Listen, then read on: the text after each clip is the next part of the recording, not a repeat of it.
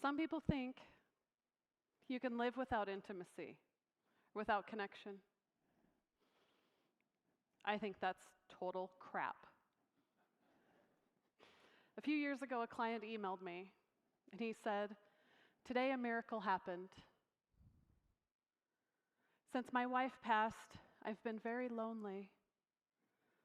I haven't so much as been hugged in over 2 years. I'm not handsome, I'm not rich, I don't know how to talk to women.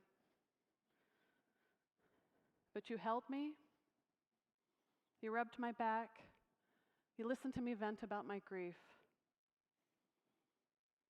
This might just be a job for you, but today you saved my life." Now, I'm not a psychiatrist, I'm not a doctor,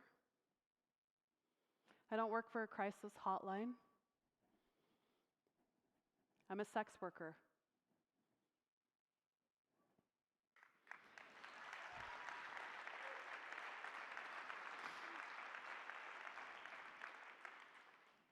And as a sex worker, I see a side of people most of you don't.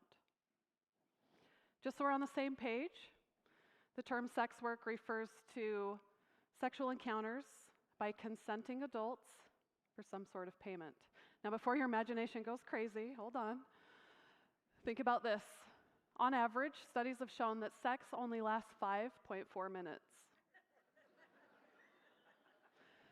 So if they're paying for an hour or 3, what are they actually paying for? They're paying for a place to be their true selves, a place to talk about challenges without being criticized or judged, a place to try new things without losing everything they've built. And frankly, sex is a really strong need for them, and it often consumes them because sex is how men feel loved and worthy. You see, we're all designed for connection to find our tribe. It's how humans work. In fact, have you ever known someone that was deeply rooted and connected and yet committed suicide? Probably not. In 2016 alone, there were almost 45,000 suicides in the United States. I also want to point out that almost 80% of those were men. That's 4 times the number of women. Why is that happening? Why so many more men? As a woman, I can pinpoint the person in my life that was pivotal to helping me get through the hard times. Through my divorce, when I lost a brother, and the times I just needed a friend. We all need just one person in our lives that sees who we really are under everything else and loves us anyways. And oftentimes, men don't have that. To demonstrate, I'd like the men here today to think about a time you might have heard one of the following phrases. Man up. Toughen up. Don't be a sissy. Real men don't cry. How old were you the first time you heard that? Younger than 10? Younger than 5? What was going on in that moment? Were you afraid? Were you sad? Were you hurt? Did you get the support that you needed? Did you get to cry? Or did you learn to keep it inside? From a very young age, our boys are getting messages that having feelings and needing help is bad.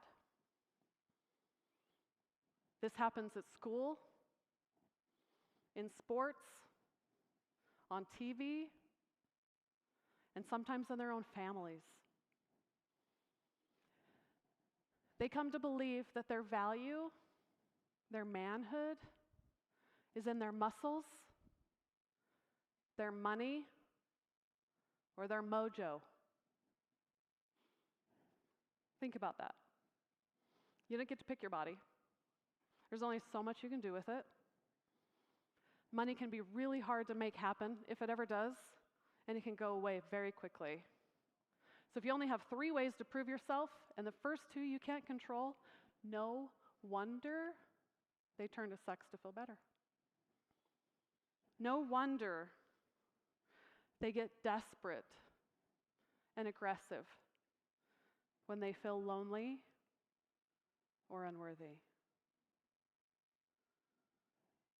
So oftentimes, they create this mask, a persona, if you will, to keep themselves protected from shaming or criticism, usually from other men. A mask of what a man is supposed to be: stoic, logical, tough, fearless, emotionless. And since sex is the only time that men get to take off that mask, it's easy to understand why men often feel like they need to be connected sexually in order to express themselves emotionally. On the other hand, women often feel like we need to be connected emotionally to express ourselves sexually, right? And this dynamic, this mismatch that happens, oftentimes leaves the guy feeling alone or rejected. And then poof, they're in bed with a sex worker. But what happens if he's too poor, too afraid, or too ashamed to hire someone like me?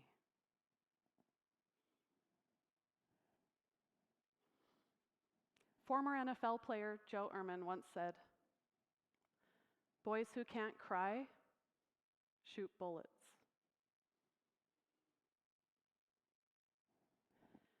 Because our men don't have tools or outlets for alienation or rejection or loneliness. We see violent outbursts all around us. They just implode. Domestic violence, abuse, radical hate groups, police brutality, incels. There were 382 mass murders in 2016 alone. Almost 17,000 rapes and 7,500 additional murders. As a society, we are largely missing the fact that the way we teach our boys to be men is directly related to the violence that we're seeing.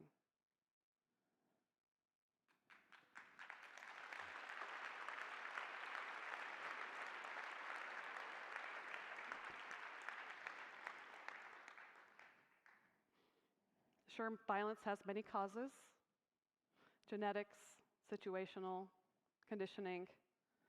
We can't cure the genetics yet. We can't prevent all the bad situations, but we can and we must address the conditioning. And it starts with how we talk to our children. We must stop telling them to man up or stop crying. We must stop excusing, teasing, and bullying as boys being boys. We must allow mistakes and learning, emotions, and empathy. We need them to see that healthy manhood is about facing your fears, overcoming challenges, and living with compassion.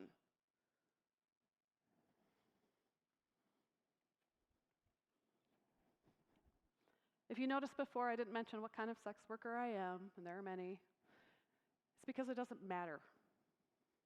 I do whatever it takes to help people heal. Whether that's a Pretty Woman experience or naked therapy. My job includes consoling a man who misses his children on the other side of the country, to teaching someone about female anatomy, to reminding someone what it feels like to be touched who's been deprived for so long, to helping someone who's disabled feel normal just for a minute. Now, don't get me wrong, this job's not glamorous, and it is certainly not easy.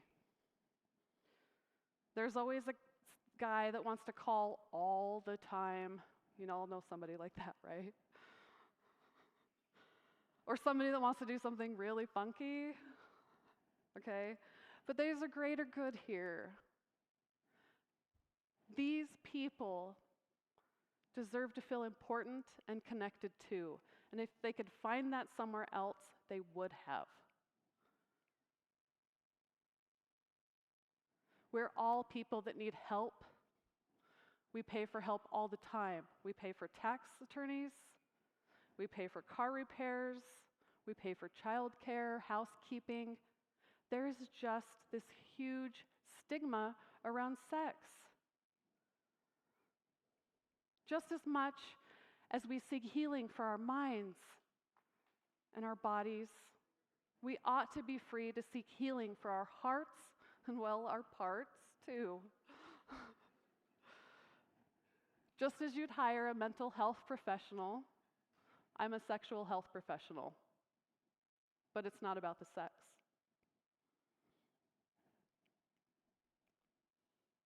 It's about intimacy and connection.